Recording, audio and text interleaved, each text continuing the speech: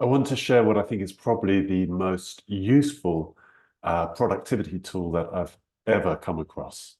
And that's no mean feat to say that, because I've been trying to improve my rather low quality productivity for years and years. This one really, really makes a difference. Very, very simple. It comes from exploring a method called the 4 disciplines of execution.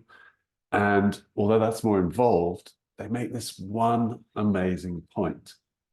They say when it comes to deciding what you're going to do, don't ask yourself what's important, what's most important.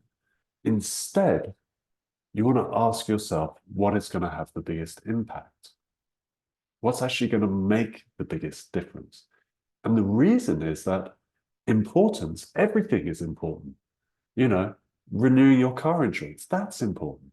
Uh, Going out for that meal with the person that you really care about, that's important.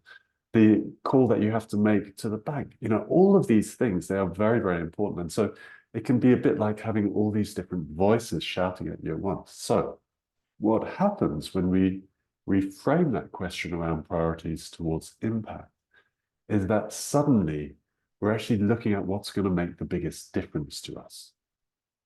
And it could be a 5-minute phone call, or it could be taking a rest, or it could be actually sitting down and doing some long-term planning for whatever project it is that we're working on. So what I love about it is that it's just one question, and you can use it for the big picture. You can use it in long-term planning.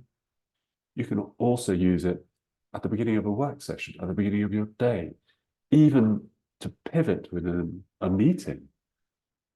What's going to have the biggest impact here in terms of how we're going to get this meeting on track? It just helps focus the mind so beautifully.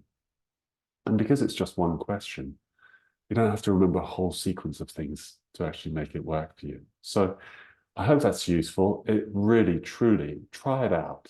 Honestly, try it out. Try it out now, even whatever you're doing. What's going to have the biggest impact for you in the next thing you're going to do?